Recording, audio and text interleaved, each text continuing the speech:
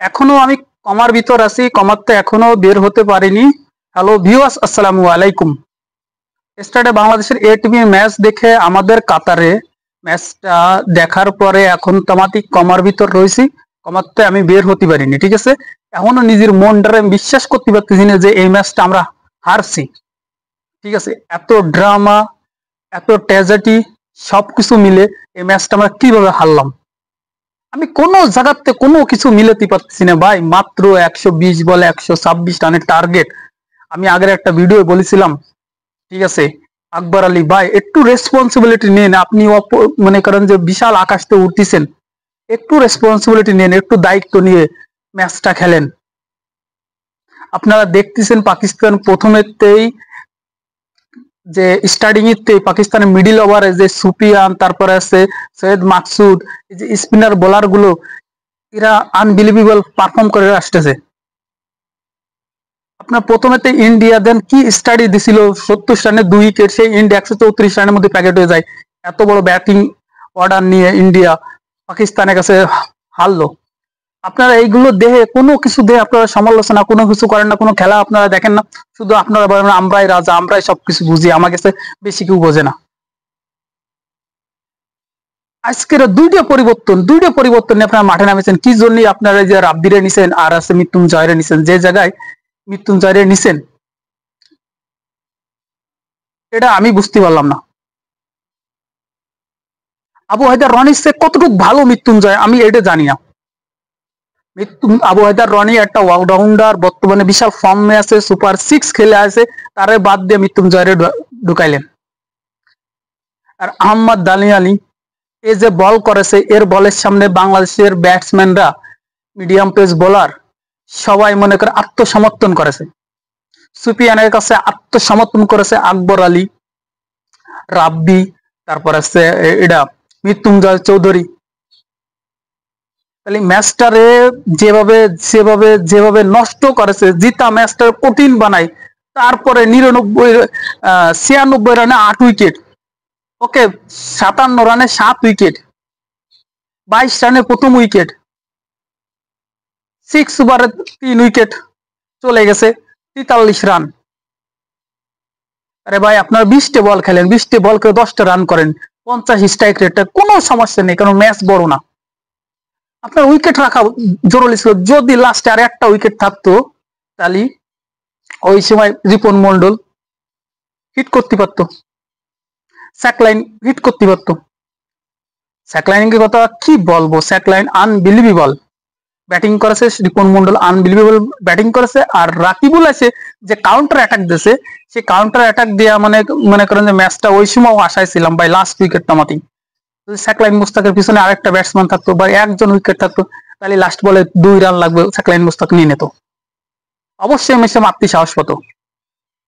সে ভাবতেছে কি আমি সুপার ওভার তোমাদের নিয়ে গেলি ম্যাচটা, আমরা সুপার ওভারে যে ম্যাচটা আমরা জিতে যাব।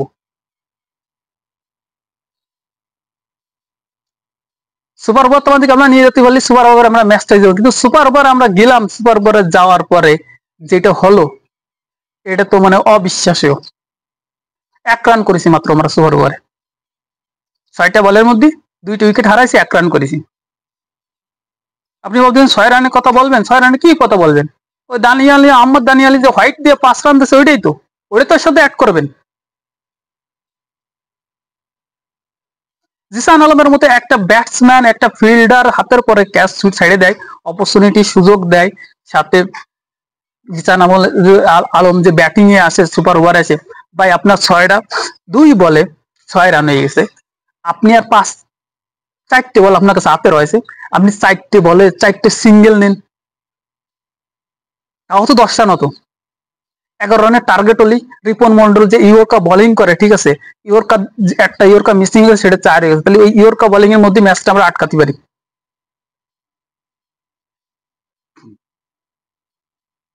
দেখেন আমাদের ম্যাচ নিয়ে কোনো গবেষণা নেই, কোনো কিছু নেই, কোনো কিছু নেই, শুধু আমরা একটাই জিনিস ভাবি, আমরা নিজেরা নিজেরা ফিশার উঠে যেতে পারি।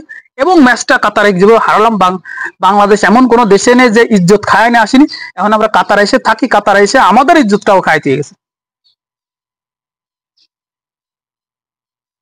126 রানের টার্গেটে একদম বড় ভাইকে মতো, বড় ভাইরা দুই রানে হারেছিল 12 সালে, 2012 সালে বড় ভাইরা হারেছিল।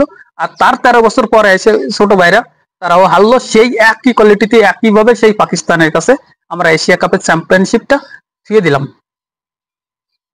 আর মেসিরা যেভাবে সম্মান প্রদান করেছে, সে ঠিক সেইভাবে প্রদান করেছে পাকিস্তানি ক্যাপ্টেনের, যেটা পাওয়ার দরকার ছিল আকবর আলী, তোমার ভাই আকবর আলী, তুমি পাবা কিভাবে? তুমি যে ব্যাট করেছো, 10টা বল খেলেছো, 2টা রান করেছো। আমাদের মাহিদুল ইসলাম অঙ্কন উইথ এসর আলী রাব্বি, এরা মাহিদুল ইসলাম অঙ্কন রে ওয়ান ডাউনে ব্যাটিং পাঠাচ্ছে কোন বিবেকে, কিভাবে আমি জানি না। যে জায়গায় রাব্বি আছে, রাব্বিরে যে রিপ্লেসমেন্ট হিসেবে নেছে, ঠিক আছে, তাই রাব্বিরে ওয়ান ডাউনে ব্যাটিং পাঠায় একটা লেফট হ্যান্ড ব্যাটসম্যান আসুক ক্রিজি। এত মনে করো যে আনকালচারের মতো লোকজন ওই জায়গায় বসে আছে, তারা এসে এই জায়গায় খেলাচ্ছে, আল্লাহ জানে তাদের মাইন্ডের মধ্যে কোনো কিছু নাই। আপনারা দেখতেছেন যে জায়গায় পাকিস্তানে এত একটা ব্যাটিং লাইন 125 রানের মধ্যে অল আউট করতে পারে, আপনারা পারবেন না কেন? আপনারা কোন অনুয়ে পড়েছেন? ঠিক সেইভাবে ম্যাচটারে হারাই দিয়ে সুপার ওভারে ম্যাচ হারে মাত্র 4 বলের মধ্যে ম্যাচটা শেষ করে দিয়ে পাকিস্তান চ্যাম্পিয়ন হয়ে কাতারাতে বুক উঁচু করতে করতে চলে আসছে। আর আমরা রাজা পাইছি, ঠিক আছে। সাকলাইন মুস্তাক একটা ভালো বোলার পাইছি, অলরাউন্ডার পালাম, রিপন মন্ডলে পালাম, আর হাবিবুর রহমান সোহান রে পালাম, রাকিবুল ইসলাম রে পালাম। এরাই আমাদের মনে করেন আগামী ভবিষ্যৎ হইতে পারে। আকবর আলী, এরম অপরচুনিটি ভাই জীবনে আর পাবেন না।